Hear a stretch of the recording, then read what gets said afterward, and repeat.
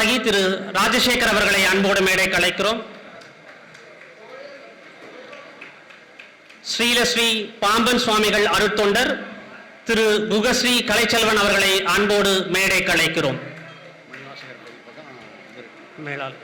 மணிவாசக பதிப்பகத்தினுடைய மேலாளர் திரு குருமூர்த்தி ஐயா அவர்களையும் அன்போடு மேடைக்கு அழைக்கிறோம்.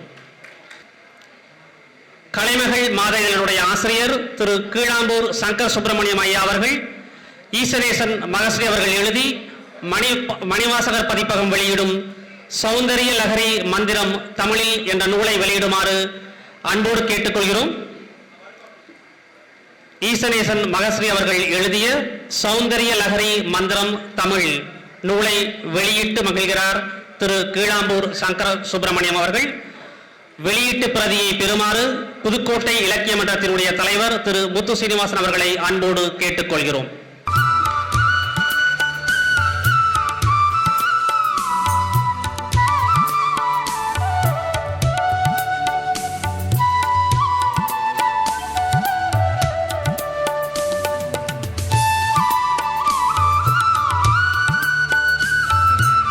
ஸ்ரீ பாம்பன் சுவாமிகள் அருட்தொண்டர் குகஸ்ரீ கலைச்செல்வன் ஐயா அவர்கள்.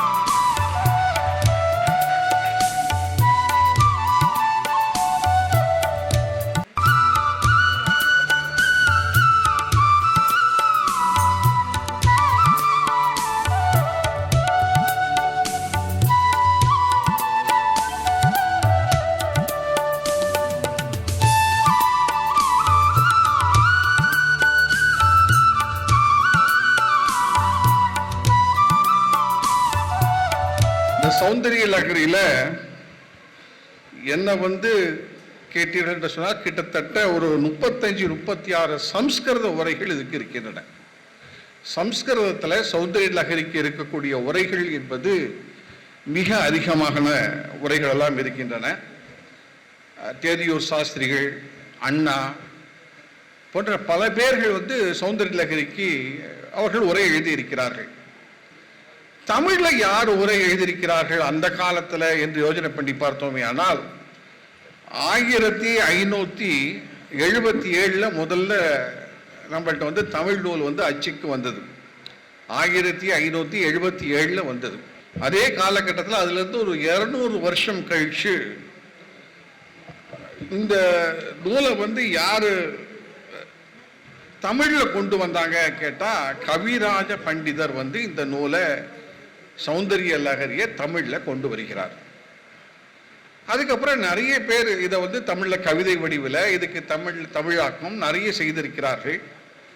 இப்படி ஒவ்வொன்றாக நம்ம பார்க்கும் பொழுது இந்த நூலில் இருக்கக்கூடிய சிறப்புகளை பற்றி முன்னுரையில் எழுதும் பொழுது மகஸ்ரீ அவர்கள் என்ன சொல்கிறார்கள் என்று கேட்டால், 100 பாடல்கள் அமைந்திருப்பின் அதனை சதகம் என்பர். உதாரணமாக குமரேச சதகம், மயூர சதகம் என்பதை குறிப்பிடலாம். ஆனால் நூலினை படைத்த ஜெகத்குரு சங்கராச்சாரியார் இதற்கு சதகம் என பெயரிடாமல் லஹரி என்னும் பிரபாக வெள்ளத்தை குறிப்பிட்டு மகிழ்கிறார் என்று இவர் இந்த நூலில் ஒரு குறிப்பை சொல்கிறார். இந்த குறிப்பு சரியான குறிப்புத்தான் என்று சொன்னாலும் கூட ஏன் சதகம் என்கின்ற பெயர் சௌந்தரிய லஹரிக்கு இடப்படவில்லை? சௌந்தரிய லஹரியை முழுசும் நாம் உள்வாங்கினால்தான் அது தெரியும். நாம் நினைத்து கொண்டிருக்கின்ற மாதிரி 100 பாடல்களை கொண்டதல்ல சௌந்தரிய லஹரி. 103 பாடல்கள். சௌந்தரிய லஹரியினுடைய எண்ணிக்கை 103 பாடல்கள் கொண்டது சௌந்தரிய லஹரி. 3 பாடல்களை பற்றி அதிகமாக நாம் பேசுவதில்லை. ஆகவே 103 பாடல்களை கொண்டு இருப்பதனால இதுக்கு எப்படி சதகம் என்று பெயரிட முடியும்? அதனால தான், ஏன்னா ஆதிசங்கர பகவத்பாதாளுக்கு தெரியாத விஷயங்கள் ஏதாவது உலகத்தில் இருக்க முடியுமா? சாட்சாத் பரமேஸ்வரனே அவர்தான். பரமேஸ்வரனாக இருக்கக்கூடியவன் பரமேஸ்வரனை பற்றிய ஒரு நூலை எழுதும் பொழுது அவருக்கு அந்த இலக்கண சுத்தங்கள் எல்லாம் நன்றாகவே தெரிந்திருக்கும் என்று நான் நினைக்கிறேன். அதனால தான் இந்த நூலுக்கு அவர்கள் சொல்லி இருப்பது போல இந்த வழக்கத்திலே இருப்பது 100.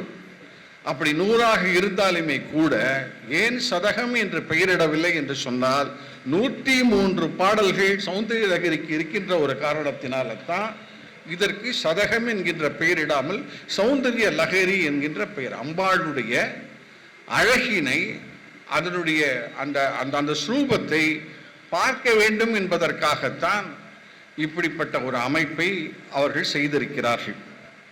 இதுல இன்னொரு பெரிய சந்தோஷம் எனக்கு என்ன என்று கேட்டால், அவங்க அடுத்தாப்புல பேசும்போது சொன்னாங்க, நான் அப்பாவும் அம்மாவாகவும் அவர்களை பார்க்கிறேன் என்று அவர்கள் பேசும்பொழுது குறிப்பிட்டார்கள். நான் அவங்க சொன்ன உடனே ரொம்ப தள்ளி இருந்த தூரத்திலிருந்து அவர்களை நான் பார்த்தேன். நிச்சயமாக அவர்கள் எனக்கு பார்வதி பரமேஸ்வரர்களாக காட்சியளித்தார்கள். இது மேடைக்கு சொல்லக்கூடிய விஷயம் இல்லை. யார் யாருக்கெல்லாம் 1000 பிறையை கண்டிருக்கிறார்களோ அவர்களை எல்லாம் நம்முடைய மதத்துல பார்வதி பரமேஸ்வரர்களாக பார்ப்பது என்பது வழக்கம். நம்முடைய மதம் நமக்கு என்ன சொல்லிக் கொடுக்கிறது என்று சொன்னால், யார் யாருக்காவது 60வது கல்யாணத்திற்கு கூப்பிட்டால் தான் போகணும். ஆனால் 80வது கல்யாணத்திற்கு கூப்பிடாமலே கூட ஒரு வீட்டுக்கு நாம போகலாம். ஏன்னா அவர்களுடைய போய் நாம ஆசீர்வாதம் வாங்க வேண்டும் என்பதுதான் முக்கியம். ஆகவே 80ஐ தாண்டியவர்கள், 1000 பிறையை கண்டவர்கள் அத்தனை பேருமே பார்வதி பரமேஸ்வர ஸ்வரூபத்தை உடையவர்களாகத்தான் காட்சியளிப்பார்கள். அதனால்தான் நான் அங்கிருந்து பார்த்தேன், அவருடைய முகத்தில ஒரு தேஜஸ் தெரிந்தது. என்னடா நம்முடைய மகஸ்ரீ அவர்களுடைய முகத்திலே ஒரு தேஜஸ் தெரிகிறது. இந்த அம்மா சொன்ன உடனேயே, ஓஹோ நம்மள அப்பா அம்மா என்று அவர்கள் ரொம்ப காலமாக கூப்பிடுகிறார்கள், இன்னைக்கு மேடையில் அவர்கள் ரொம்ப பிரமாதமாக சொன்னார்கள் என்கிறதுனால அவர்கிட்ட ஒரு எழுச்சி ஏற்பட்டிருக்கிறதோ என்று நான் நினைத்தேன். அப்புறம் தான் அந்த புஸ்தகத்தை பின்னாடி திருப்பி பார்த்தேன். தேஜஸ் ஃபவுண்டேஷனிலிருந்து தேஜஸ் விருதை அவர் பெற்றிருக்கிறார். தேஜஸ் ஃபவுண்டேஷன் என்கின்ற அமைப்பிலிருந்து தேஜஸ் என்கின்ற விருதை அவர் பெற்றிருக்கிறார். அதனால தான் அவர் முகத்தில் தேஜஸ் தெரிகிறதோ என்கின்ற நினைப்பு எனக்கு ஏற்பட்டது. இந்த புஸ்தகத்தில் இருக்கக்கூடிய விஷயங்கள் எல்லாமே, நீங்கள் நிறைய பேர் இங்கே வந்திருக்கக்கூடியவங்களை அத்தனை பேரையும் பார்த்தா எல்லாருமே பக்திமயமாக எனக்கு தெரிகிறது. ஆகவே பல பேர்களுக்கு சௌந்தரிய லகரி மனப்பாடமாக இருக்கலாம், அல்லது நீங்கள் தினசரி உங்கள் வீட்டில் சொல்லக்கூடியதாக இருக்கலாம், அல்லது நல்ல நாட்களில் இதையெல்லாம் விளக்கின் முன்பாக பாராயணம் பண்ணக்கூடியதாக இருக்கலாம். ஆடி மாசத்துல அதிகமான பேருடைய வீட்டில் சௌந்தரிய லகரியை படிக்கக்கூடிய வழக்கம் உண்டு. ஆனால் இந்த நூலில் குறிப்பிட்டிருக்கக்கூடிய 2 விஷயங்களை மட்டும் சொல்லிவிட்டு நான் என் உரையை நிறைவு செய்யலாம் என்று நினைக்கிறேன். பலரும் இந்நூலுக்கு பொருளுரையும் பாவடிவமும் தந்திருப்பது அறிந்திருப்பினும் என்னையும் எனது தமிழாக்க நூல்களையும் நுகர்ந்தவர்கள் இந்த சௌந்தரிய லகரிக்கு பாவரிகளில் மொழிபெயர்ப்பு அளிக்குமாறு கேட்டுக்கொண்டுள்ளனர். இறைவன் எனக்கு எடுக்கும் கட்டளையாக ஏற்று இந்நூலின் தமிழ் வடிவம் அமைப்பதில் பேரானந்தம் அடைகிறேன் அப்படின்னு ஒரு இடத்துல இவர் சொல்கிறார். அவருடைய உரையில, எனக்கு இதுக்கு தமிழாக்கத்தை கவிதை வடிவில இதனுடைய விஷயத்தை எல்லாம் எடுத்து சொல்வதில் நான் மிகுந்த மகிழ்ச்சி அடைகிறேன் என்று அவர்கள் சொல்கிறார்கள். அவர் வெளியிட்ட நூல்களுடைய எண்ணிக்கை பல உண்டு. அவருடைய 1-2 நூல்களை நானும் வெளியீடு செய்திருக்கிறேன். ஆகவே அவருடைய எண்ணங்கள் எல்லாமே சிவபெருமான் மீது மிகவும் ஒரு பரவி அவர் மீது பக்தி கொண்ட ஒரு எண்ணங்கள். ஏன்னா ஒரு முறை இங்கே நான் பேசும் பொழுது அவர் சொன்னார், தமிழ்நாட்டில் இருக்கக்கூடிய எல்லா இடங்களிலும் சிவபெருமான் கண்ணுக்கு காட்சியளிக்கிறார். பல கோவில்களுக்கு அவர் நேரடியாக போகிறார். அந்த கோவில்களை எல்லாம் பார்த்து எதெல்லாம் க்ஷீணமடைந்த கோவில்கள் என்பதை பார்த்து அந்த கோவில்களை எல்லாம் மேம்படுத்த வேண்டும் என்பதற்காக பல பேருடன் பேசி அதற்கு வேண்டிய நன்கொடைகளை வாங்கி கொடுக்கிறார். அவர் ஏதோ நூலை எழுதுகிறார், இங்கே ஏதோ விழாவை நடத்துகிறார் என்று மட்டும் நினைக்காதீர்கள். அதையெல்லாம் நம்ம பின்புலமாக இருந்து பார்த்தால் தான் இவர் யார் என்பது தெரியாது. இந்த வயதுல, அது வயது என்பது எதற்குமே ஒரு தடை இல்லை என்பதற்காக நான் இதை சொல்கிறேன். இந்த வயதுல அவர் இதெல்லாம் இந்த புத்தகத்தில் எழுதல. நீங்கள் அவருடைய முகநூல் பக்கத்துக்கு போனீர்கள் என்று சொன்னால், நான் யாரையாவது ஒரு இடத்துக்கு வரேன்னா அவங்க முகநூல்ல இருந்தாங்கன்னா அதுல என்னெல்லாம் பண்ணியிருக்காங்கிறத நம்ம பார்த்துட்டு பேசினா தான் சரியாக இருக்கும். ஏன்னா தமிழ்நாட்டில் இருக்கக்கூடிய சிவன் கோவில்களில், அதுவும் க்ஷீணம் அடைந்த கோவில்களில் ஏன்னா அவர் சிவன் சம்பந்தமாக பல நூல்களை எழுதியிருக்கிறார். என்னை பொறுத்த வரையில இந்த பாரத தேசம் முழுசிலையும் காஷ்மீர்ல இருந்து ஆரம்பிச்சு கன்னியாகுமரி முடிய இந்த தேசத்துல எங்கெங்கெல்லாம் கல் இருக்கோ, இந்த தேசத்துல எங்கெங்கெல்லாம் கட்டடங்கள் இருக்கிறதோ, இந்த தேசத்துல எங்கெங்கெல்லாம் பெரிய பிரம்மாண்டமான கட்டடங்கள் இருக்கிறதோ, என்னை பொறுத்தவரையில் எல்லாமே சிவலிங்கம் தான். இந்த பாரத தேசத்துல எல்லா இடங்களுமே சிவலிங்கம் தான். இது அப்படிப்பட்ட பூமி, இது ஒரு சிவ பூமி. இந்த தேசம் என்பது ஒரு சிவ பூமி. பல பேர்களுக்கு கருத்து வேறுபாடுகள் இருக்கலாம், ஆனால் என்னை பொறுத்த வரையில் இதை நான் அவருடைய ஒரு கூட்டத்தில் பேசும்பொழுதே எடுத்து சொன்னேன். நம்ம காலில் ஒரு சின்ன கல் தட்டியதா தப்பாக நினைக்காது. சிவபெருமான் நமக்கு ஏதோ ஒன்றை உணர்த்துவதற்காக அந்த கல்லை எங்கே வைத்திருக்கிறான் என்று நினைத்துக் கொள்ளுங்கள். ஏன்னா சிவபெருமான் அவர் செய்யக்கூடிய விஷயங்கள் எல்லாமே எதுலையுமே முன் யோஜனை இல்லாமல் செய்யக்கூடிய மனிதர் அல்ல அவர். ஏன்னா சௌந்தரிய லகரிக்கு வரேன், அதுக்காகத்தான் முன்னாடி ஒரு பீடிகையாக ஒரு விஷயத்தை சொல்லிவிட்டு இது உள்ள வரேன். அவரை பொறுத்தவரையில் தலையில கங்கையை வைத்திருந்தார். இதை பற்றியுமே கூட அவருடைய கூட்டத்தில் நான் சொன்னேன், மறுபடியும் சொல்கிறேன். நிறைய பேருக்கு ஒரு சந்தேகம் வரலாம், ஒரு பெண்மணிக்கு தலையில இடம் கொடுக்கலாமா? நீங்க நன்றாக பார்த்தீர்கள் என்று சொன்னால், நம்ம பெண் உரிமையை பற்றி அதிகமாக நம்ம பேசிக்கொண்டிருக்கிறோம். அதை பற்றியெல்லாம் கிருஷ்ணன் அவர்களும் வான்மதி அம்மா அவர்களும் மிக சிறப்பாக சொன்னார்கள். ஆணுக்கு பெண் அடிமையிலே எல்லாருக்கும் எல்லா விதமான உரிமைகளும் நாட்டிலே இருக்கிறது, கொடுத்து கொண்டு தான் இருக்கிறோம். இந்த மதம் பெண்களுக்கு கொடுத்த மாதிரி எந்த ஒரு மதமும் கொடுத்ததில்லை என்று கிருஷ்ணன் அவர்கள் சொன்னது 100க்கு 100% சத்தியமான வரிகள். அதுல எந்த விதமான முரண்பாடுகளும் இல்லை. ஏன்னா நான் நேரடியாக அதை ஒரு பார்வை என்ன என்று கேட்டால், தர்மை ஆதீனம் அவர்களை பேட்டி எடுப்பதற்காக நான் போனேன். என்னுடன் கிளிக் ரவி என்கின்ற புகைப்படக்காரரும் வந்திருந்தார். நான் பெரியவரை பேட்டி எடுக்கும் பொழுது இப்ப இருக்கக்கூடிய ஆதீனத்துக்கு முன்னாடி இருந்தவர். அப்போ ஒரு அயல் நாட்டு பெண்மணி ஒரு அம்மா வந்தாங்க. அவர்கிட்ட தர்க்கவாதங்கள் செய்து கொண்டிருந்தார்கள். இவங்க சொல்றத ஆங்கிலத்தில் சொல்றத தமிழில் மொழிபெயர்த்து சொல்வார்கள், சன்னிதானம் தமிழில் சொல்றத ஆங்கிலத்தில் இவர்கள் எடுத்து சொல்வார்கள். நானும் கிளிக் ரவி சார் அவர்கள் ஒரு ஓரத்தில் இருந்து அதை ரசித்துக் கொண்டிருந்தோம். அந்த அம்மா என்ன சொன்னார்கள், எங்கள் மேலை நாட்டிலெல்லாம் பெண்களுக்கு மிக அதிகமான உரிமைகள் இருக்கிறது, ஆனால் உங்கள் மதத்தில் அதிகமான உரிமைகள் எதுவுமே இல்லை என்கின்ற மாதிரி அந்த அம்மா ஒரு பெரிய ஒரு குற்றச்சாட்டை மதத்தின் பேரில் வைத்து அவற்றை பேசிக் கொண்டிருந்தார்கள். அவர் அதுக்கான பதில்களை எல்லாம் சொன்னார். இப்ப கிருஷ்ணன் சார் சொன்ன மாதிரி யார் யாரெல்லாம் காரைக்காலாம்பியார் கதையிலிருந்து ஆரம்பிச்சு எல்லா கதைகளையும் எடுத்து சொல்லி யார் யாரெல்லாம் முக்தி அடைந்திருக்கிறார்கள், யார் யாரெல்லாம் எப்படி எல்லாம் பார்த்து கொண்டார்கள், இந்த மதம் எந்த அளவுக்கு உரிமையை கொடுக்கிறது. நாம் செய்யக்கூடிய ஒரு வேலையை ஒருவன் ஒரு யாகம் செய்கிறான் என்று சொன்னால் அவன் ஒரு மனிதன் யாகத்தில் போய் இறங்கிவிட முடியாது. அவனுடைய மனைவியிடம் அனுமதி வாங்கினால் தான் ஒருவன் யாகத்தை செய்ய முடியும். நான் என் வீட்டில் ஏதாவது ஒரு காரியம் செய்கிறேன், அக்னியை வளர்த்து ஒரு சின்ன ஹோமம் செய்கிறேன் என்று சொன்னால் ஒரு தட்டில் அக்ஷதையை போட்டு அதை என் கையில கொடுக்க வேண்டியது என்னுடைய மனைவி கொடுத்தால் தான் நான் யாகத்து உள்ளுக்குள்ளே நான் நுழைய முடியும், சாதாரண சின்ன யாகத்திற்கு கூட. இதையெல்லாம் சன்னிதானம் அவர்கள் விளக்கினார்கள். ஆனால் அந்த பெண்மணி இல்லை இல்லை உங்கள் மதத்தில் அப்படித்தான் என்று சொல்லிக் கொண்டிருந்தார்கள். இது ஒரு வாரி முடிந்தது. முடிந்தவுடனே அந்த பெண்மணி கிளம்பக்கூடிய ஒரு நேரம். அந்த நேரத்தில் அந்த பெண்மணி என்ன நினைக்கிறார் என்று கேட்டால், மடத்திற்கு தர்மை ஆதீனத்திற்கு ஏதாவது பண உதவி செய்ய வேண்டும். ஒரு $2000 என்று நினைக்கிறேன். நான் சொல்றது 1999 ஆண்டு நடந்தது. $2000 என்று நான் நினைக்கிறேன். அதை அவர்கள் கொடுக்க வேண்டும். ஸோ தட்டுலாம் கொண்டு வந்து வச்சாங்க. அவங்க பாக்கெட்டில் இருந்து அந்த $2000 எடுக்க வேண்டும்.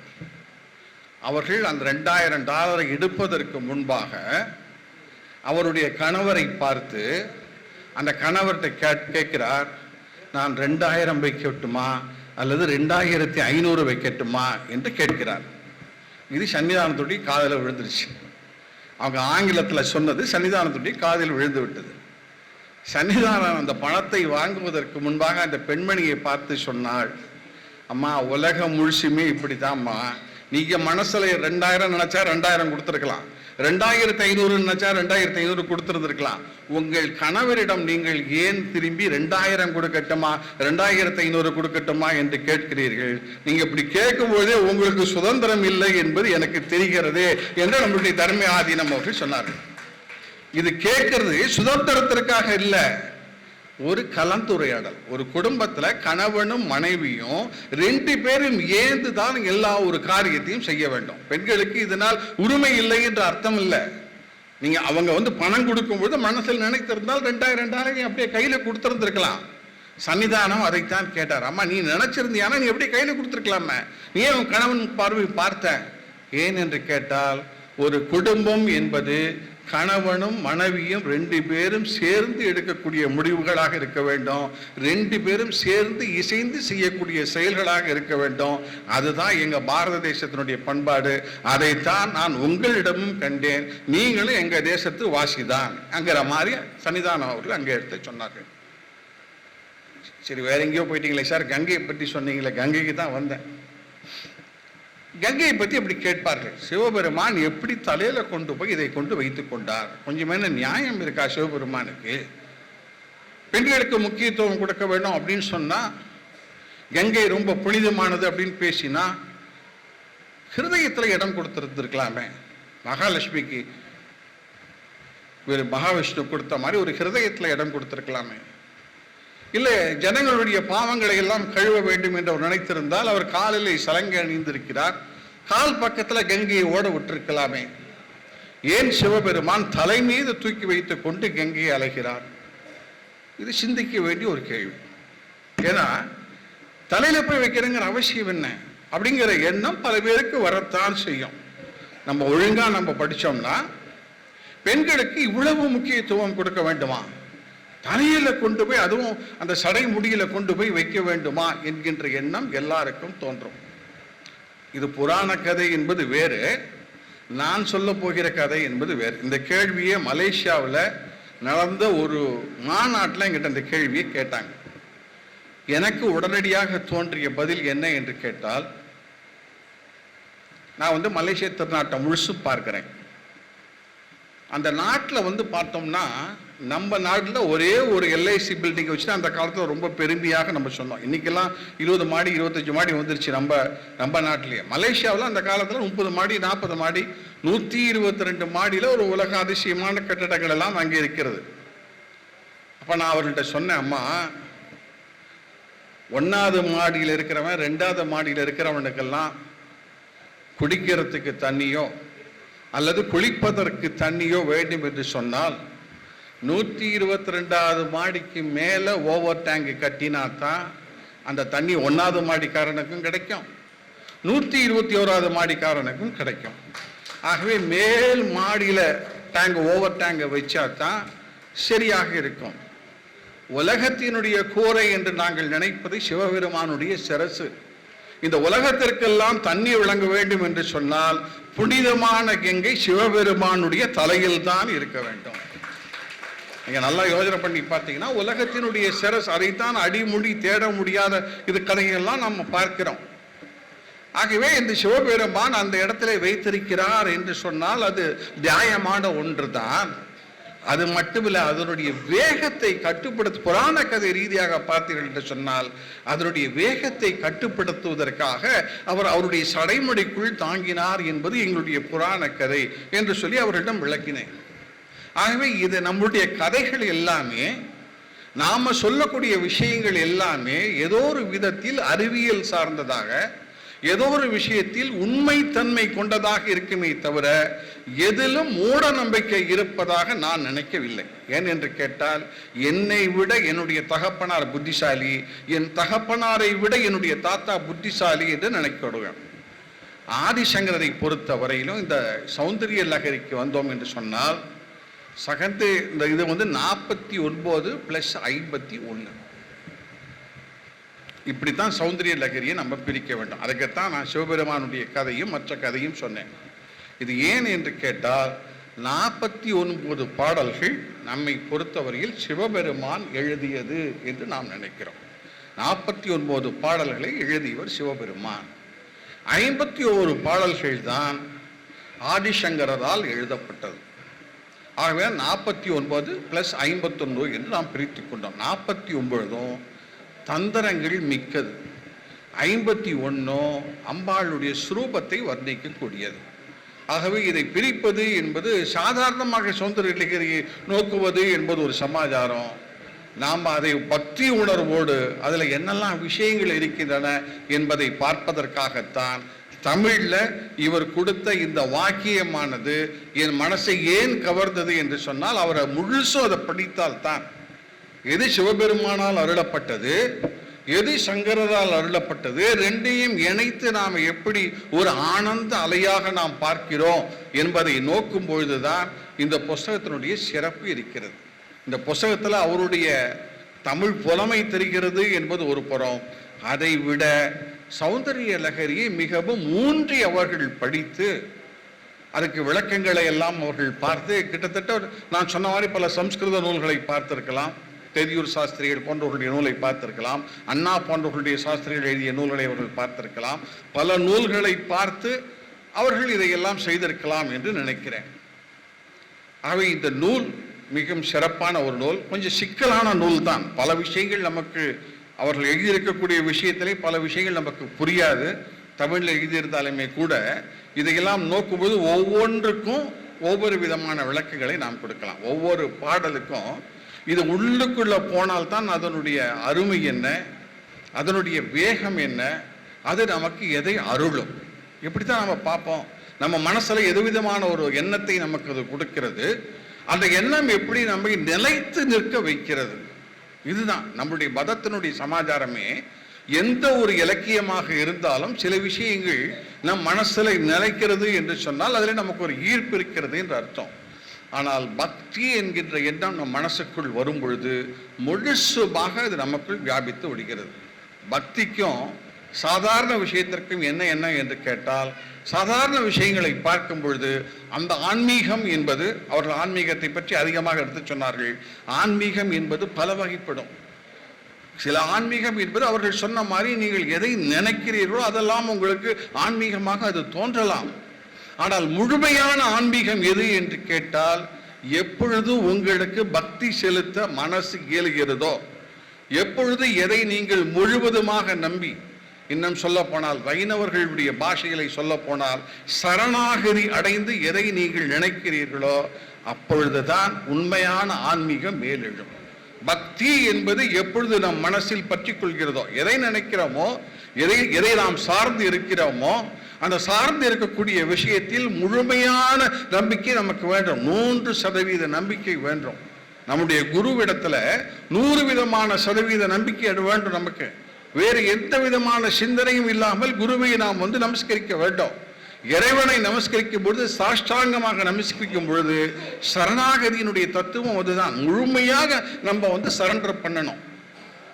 அவர்கள் சிவபெருமானுக்கு அவரை 100% முழுமையாக அவர்கள் சரண்டர் பண்ணிய காரணத்தினால்தான் மிக சிக்கலான சௌந்தரிய லகரி போன்ற நூல்களை அவரால் எழுத முடிகிறது என்று நம்புகிறேன். இன்னும் அவர்கள் 100 ஆண்டுகள் வாழ்ந்து, 100 ஆண்டுகளுக்கு மேலும் வாழ்ந்து பல நல்ல நூல்களை படைப்பார்கள் என்று சொல்லி உங்களிடமிருந்து விடைபெறுகிறேன். நன்றி, வணக்கம்.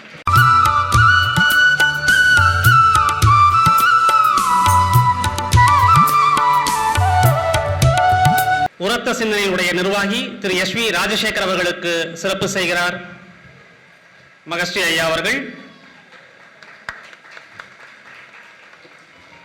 ஸ்ரீலஸ்ரீ பாமத் சுவாமிகள் அருட்தொண்டர் திரு குகஸ்ரீ கலைச்சவன் அவர்களை சிறப்பு செய்கிறார்.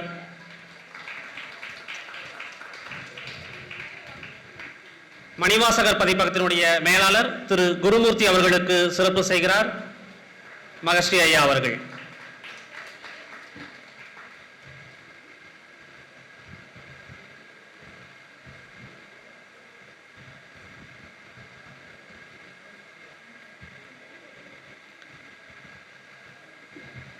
திருப்புகழ் 60 உரையுடன் நூலை முதல் பிரதி பெற்று மகிழ்ந்த ஸ்ரீலஸ்ரீ பாம்பன் சுவாமிகள் அருட்தொண்டர் திரு குகஸ்ரீ கலைச்சவன் அவர்களை வாழ்த்துரை வழங்க அன்போடு கேட்டுக்கொள்கிறோம். அந்த சிவம் எங்கெல்லாம் இருக்கிறது என்பதனை அறிந்து தெரிந்து புரிந்து நமக்கு அறிவிக்கக்கூடிய ஒரு உன்னதமான பணியிலே இருக்கக்கூடியவர் ஈசனேசன் அவர்கள். தான் கவிதை எழுதுவதோடு மட்டுமல்லாமல் மற்ற கவிதைகளுக்கு உரை காணக்கூடிய பேராற்றல் வாய்ந்தவர். சிவம் வேறு முருகன் வேறு அல்ல. அதைத்தான் அருணகிரிநாத சுவாமிகளும் பாம்பன் சுவாமிகளும் ஏன் சிதம்பர சுவாமிகளும் வள்ளல் பெருமானும் கூட அதைத்தான் நிலைநாட்ட முற்பட்டார்கள். ஆனால் தான் கனக சபைமேவும் எனது குருநாத கருணை முருகேச பெருமாள் கான். அதுபோல பாம்பன் சுவாமிகள் பீலியிலே வரும் சிவபெருமானே என்பார். அப்படிப்பட்ட ஐமுக சிவமும் அருமுக சிவமும் ஒன்றே என்று உணர்த்த வந்த அருளாளர் 15ஆம் நூற்றாண்டிலே அருணகிரிநாத சுவாமிகள். அது மட்டுமல்ல, எப்படி நடேசன் வெளியிலே ஆடுகிறானோ அதுபோல ஹிருதியிலே குகையிலே ஆடினால் அவன் குகேசன். கனைகள் நிலவிடு சததலம் எனையடி கருதிடு தபமுடையோர் மனவெளில் தன்னில் நடம் இடு ஹர ஹர சிவபடி உயல் அயிலரசே பனிமலி இதழவில் தொடையல் அணி பெருமை பலகிரி உரை முருகான் வரும். கனைகள் நிலவிடு சததலம் இணையடி கருதிடு தவமுடையோர் மனவெளில் தன்னில் நடம் இடு ஹர ஹர சிவ வடி உடைய அயிலரசே. மனம் சரியா, அதான் சொன்னாங்க பெரியவங்களாம் கூட, மனம் செம்மைப்பட்டு விட்டால் மந்திரம் ஜெபிக்க வேண்டாம், நினைப்பவர் மனம் கோயிலா கொண்டவன் அப்பர் சுவாமிகள். அப்படி நமது மனத்தை செம்மைப்படுத்தி மகேசனை அதில் அமர வைத்து ஆராதிக்கக்கூடிய ஒரு அருளாளர் கூட்டத்திலே திருப்புகழ் என்கின்ற ஞான நூல். நமக்கெல்லாம் தெரியும், நெருப்பு எல்லாத்தையும் எரிக்கும். நெருப்பு எல்லாத்தையும் எரிக்கும். கட்டையை போட்டாலும் எரிக்கும், காயத்தை போட்டாலும் எரிக்கும். ஆனால் நெருப்பையே எரிக்கக்கூடிய ஒரு நெருப்பு ஒன்று உண்டு. பெரிய புராணத்துல சேக்கிழார் பெருமான் முதல் பாடல்ல சொல்கிற போது, உலகெல்லாம் உணர்ந்து ஓதற்கரியவன் நில உலாவிய நீர்மலி வேதியன் அழகு இல் சோதியன் அம்பலத்தாடுவான் மலர் சிலம்படி வாழ்த்தி வணங்குவான். நம்ம ராஜேஸ்வரி மண்டலத்தில் இருக்கவங்க தான் தெரியும் அழகில் சோதியன்னா என்ன அர்த்தம். அழகு இல், there is no unit for that. Sivaperuman என்கின்ற ஜோதி இருக்கிறதே, அதனுடைய நீளத்தையோ அகலத்தையோ உயரத்தையோ அளப்பதற்கு டேப்பு கிடையாது. அது உமிழ்கின்ற வெப்பத்தை அளப்பதற்கு கருவி கிடையாது. அது வெளிப்படுத்துகின்ற வெளிச்சத்தை அளப்பதற்கு கருவி கிடையாது அப்படின்னு அர்த்தம் இந்த அழகில் சோதி என்ன.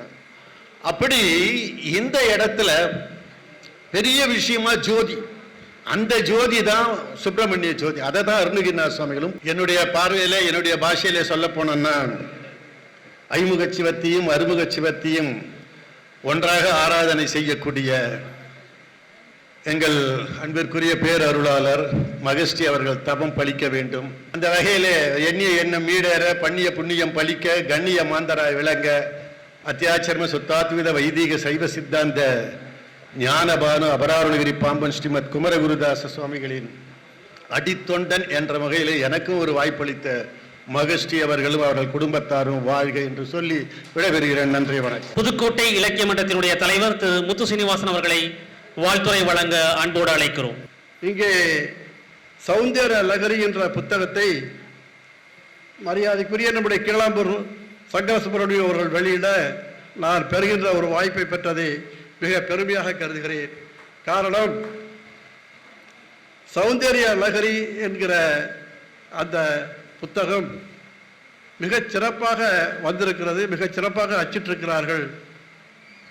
அட்டைப்படத்திலே ஆதிசங்கரருடைய படமும் பராசக்தி அம்மையாருடைய படமும் தேவியினுடைய படமும் அதில் இடம்பெற்றிருக்கிறது. மிக அழகாக இருக்கிறது. ஆகவே இந்த பதிப்பகத்தாரை நான் பாராட்டுகிறேன்.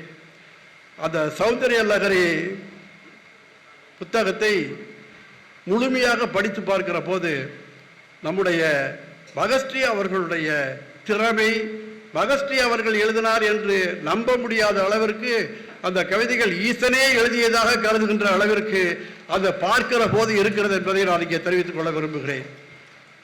சௌந்தர்ய லகரி என்று சொல்லுகிற போது அதற்கு அழகிய அலை என்று பொருள் கொள்கிறார்கள்.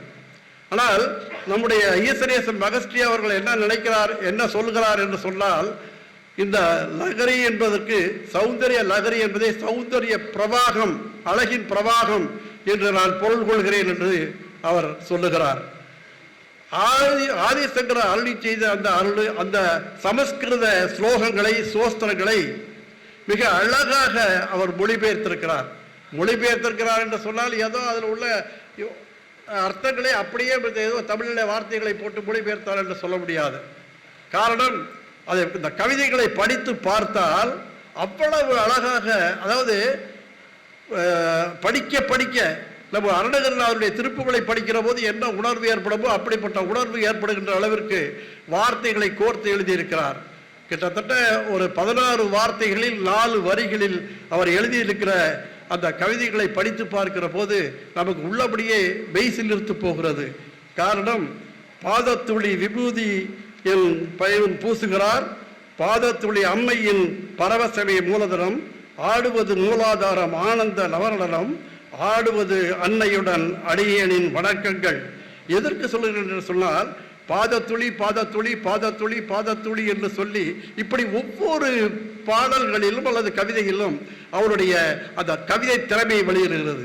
உள்ளபடியே என்னுடைய சிற்றறிவு கேட்டிய வரை அதற்கு சமஸ்கிருத ஸ்லோகத்திற்கு உள்ள அந்த சமஸ்கிருத ஸ்தோத்திரங்களுக்கு உள்ள பொருள் வடிவை உள்வாங்கி கவிதையாக ஆத்திருக்கிறார். அந்த கவிதைகளை படிப்பதற்காவது ஒரு முறை அந்த புத்தகத்தை வாங்கி நீங்கள் படிக்க வேண்டும். அவ்வளவு அழகான வார்த்தைகள், அவ்வளவு அழகான கவிதைகள்.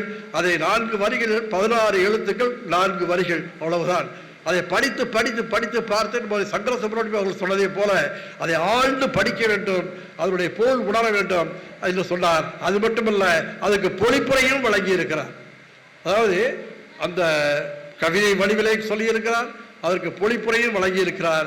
ஆகவே அவருடைய அறிவு என்பது பல வகையிலே வெளிப்படுகிறது. அது மக்களுக்கு நன்மை பயக்க வேண்டும் என்ற உணர்வோடு செயல்பட்டு கொண்டிருக்கிறது. ஆன்ம நேயத்தை மட்டுமல்ல, மனித நேயத்தையும் பேணி காக்கின்ற ஒரு இயக்கமாக இந்த சிவனைய பேரவை விளங்கிக் கொண்டிருக்கிறது. மகளிர் விருதாளர்களில் ஏற்புரை வழங்க ராஜராஜேஸ்வரி மன்றத்தை சேர்ந்த திருமதி கௌரி சிவபிரகாஷ் அவர்கள் ஏற்புரை வழங்க வருகை தருகிறார். ராஜராஜேஸ்வரி மன்றத்தில் நான் இருப்பதற்கு நான் மிகவும் பெருமை கொள்கிறேன். எங்களுடைய வழிபாட்டு மன்றத்தில் அனைத்து பெண்மணிகளுக்கும், அதாவது வழிபாட்டு மன்றத்தில் ஒவ்வொருத்தரும் ஒரு உதவியை பண்ணிட்டு இருக்கிறோம். எல்லாருடைய பணியை சிறப்பித்து சிவனைய பேரவை அமைப்பு எங்களுக்கு விருது வழங்கியதற்கு என்னுடைய சிரம் தாழ்த்தி வழங்கி வேண்டி கேட்டுக்கொள்கிறேன். நிறுவனர் மகஸ்ரீ ஐயா அவர்களுக்கும் அம்மையார் அவர்களுக்கும் பொன்னாடை போட்டி சிறப்பு செய்யப்படும்.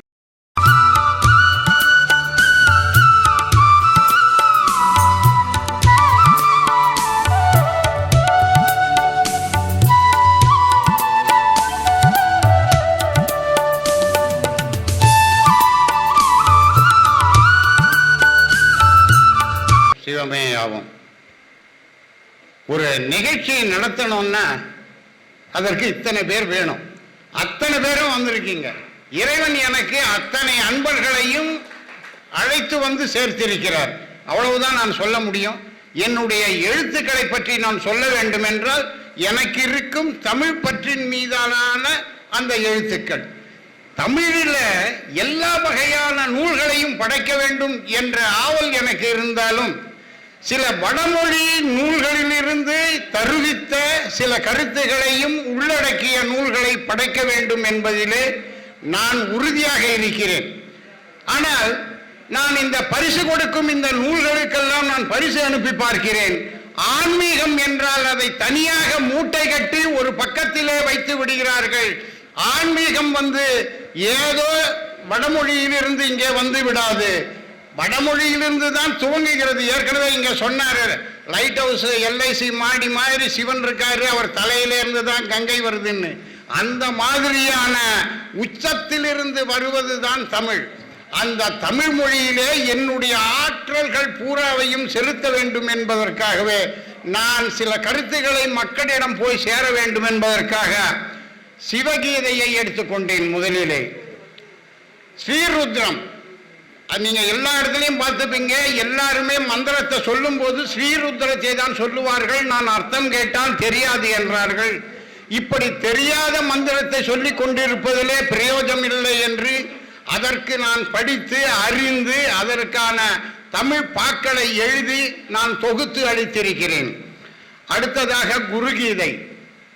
சிவகீதைக்கு குருகீதை.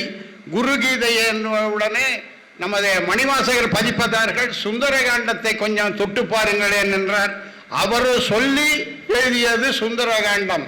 அந்த சுந்தரகாண்டம் மூலத்திலே என்ன இருக்கிறதோ அதை பாராயண முறையிலே ஒவ்வொரு வரிக்கு வரி எதையும் மாறுபடாமல் எதுவும் விட்டு போகாமல் அந்த கருத்துக்களை உள்ளே பதித்து சுந்தரகாண்டம் எழுதியிருக்கிறேன். இது எந்த அளவுக்கு மக்களை போய் சேர்வுகிறதுன்றது நான் கவலைப்படுவதில்லை. எழுதுவது என் தொழில், அடுத்தது இதை கொண்டு போய் சேர்ப்பது மணிவாசகர்கள் தொழில், அவ்வளவுதான். அடுத்தது துணைவேத சாரம். துணைவேத சாரத்திலே இருக்கிற மூல அந்த மந்திரங்களை, அதாவது சில இதெல்லாம் சுப்பிரமணிய புஜங்கம் இந்த மாதிரியான நூல்கள் அதெல்லாம் எடுத்து தொகுத்து தமிழ் கொடுத்திருக்கிறேன். அப்படி கொடுத்தது இல்லாத இப்போ 7வது நூலாக சௌந்தரிய லகரியை தொட்டிருக்கிறேன். இந்த மொழிபெயர்ப்பு நூல்களிலும் சேரும், கவிதை நூலிலும் இது இருக்கும். தமிழிலே உயர்ச்சியான மந்திரங்களாகவும் இது விளங்கும் என்பது என்னுடைய ஆசை. அடுத்ததாக என்னுடைய ஆசையோடு ஒரு வேலை செய்து கொண்டிருக்கிறேன். நமச்சிவாய கோவை 400. நான் சென்று வந்த ஆலயங்களிலே 400 ஆலயங்களுக்கு கோவை பதிகம் எழுதி அதை அச்சிட இருக்கிறோம். அது அவர்களுடைய கருணையினாலே. இந்த பாடல் பெற்ற ஸ்தலம்னு 276 தானே சொல்லியிருக்காங்க. அதை வச்சு தான் இன்னைக்கு பூஜை பண்ணோம். அது இருக்கக்கூடாது. எல்லா ஆலயமும் அரங்கத்திலே இருக்கின்ற சிவனாருக்கு பூஜிக்கும் ஆலயங்களாக இருப்பதால் அதை நாம் கொண்டு வர வேண்டும் என்ற நோக்கத்தோடு நமச்சிவாய கோவை 400 என்ற அந்த பதிகம் வெளிவர இருக்கிறது. ஸ்கந்த புராணம் அதுவும் அது, ஆனால் இதெல்லாம் கவிதையா இருக்கும். ஸ்கந்த புராணம் மட்டும் அது நூல் ஒரிஜினலா இருக்கக்கூடிய ஸ்கந்த புராணத்தின் மூல நூலில் எவ்வாறு கொடுக்கப்பட்டிருக்கிறதோ அதை நான் எழுதி நான் அதை வெளியிட்டேன். நான் இப்ப முதல்ல ஒரு ஆதங்கத்தை சொன்னேன். அந்த ஆதங்கத்தை ஒரு துளி தீர்த்து வைத்தது உரத்த சிந்தனை. அந்த உரத்த சிந்தனைக்கு நான் அனுப்பிய அந்த நூலை இங்கே இருக்கும் பெருமகனார் திரு கீழாம்பூர் சங்கர சுப்பிரமணியம் அவர்கள், அவர் படித்துட்டு, சுப்பிரமணியர் அழகான பேர் தானே, அவர் அந்த கந்த புராணத்தை படிப்பதற்கு தகுதியானவர், அதை விளக்குவதற்கு தகுதியானவர், என்னை புகழ்வதற்கு தகுதியானவர். அப்படிப்பட்டவர் கைகளால் நான் அந்த இடத்திலே விருது பெற்று அதற்காக 300 ரூபாய் பரிசும் வாங்கினேன். அதாவது தொகை அது பெருசல்ல, நம்ம எவ்வளவோ செய்யறோம், என்னமோ பண்றோம். ஆனா கொடுக்கக்கூடிய இடம், கொடுக்கக்கூடிய கைகள், கொடுக்கக்கூடிய அரங்கு, இதெல்லாம் தான் அந்த இடத்துல எனக்கு பெருமையா இருக்கிறது. அப்படி நான் இவ்வளவு செய்வதற்கும் காரணமாக இருக்கின்றவர்கள் நிறைய பேர். அதாவது குறிப்பா நான் இதில் ஈடுபட்டு கொண்டிருப்போது எனக்கு பஞ்சநாதன் ஒருத்தர், அவர் இருக்காரா இல்லையான்னு தெரியல, பஞ்சநாதன் அவர்கள் என்னோடு இருந்து இதெல்லாம் நீங்க இப்படி செய்யலாம் அப்படி செய்யலாம்னு எனக்கு கொடுத்தாரு. கூடவே நம்மளுடைய சாமி கோவிந்தராசனார் அவர் கூட இருந்து எனக்கு உறுதுணையாக இருந்தார்கள். இன்னும் பலர் நான் ஒவ்வொருத்தராக சொல்லிக்கிட்டு போனோம். 80 வயதை தாண்டிய நாங்கள் இன்னும் சிவன் பெருமானுக்கு நிறைய தொண்டு செய்ய வேண்டும் என்பதே தான் என் மனைவியின் எண்ணமாகவும் இருக்கிறது, என்னுடைய மகன்களின் எண்ணமாகவும் மகளின் எண்ணமாகவும். இப்படி நாங்கள் எல்லோருமே சிவத்தொண்டு செய்வதற்கும் சேவை புரிவதற்குமாக இங்கே இருக்கிறோம் என்பதை உங்களிடம் சொல்லிக் கொள்வதிலே பெருமைப்படுகிறேன். ஈசன் என்னை பெருமைப்படுத்தியிருக்கார். யாவும் சிவமே, சிவமே யாவும்.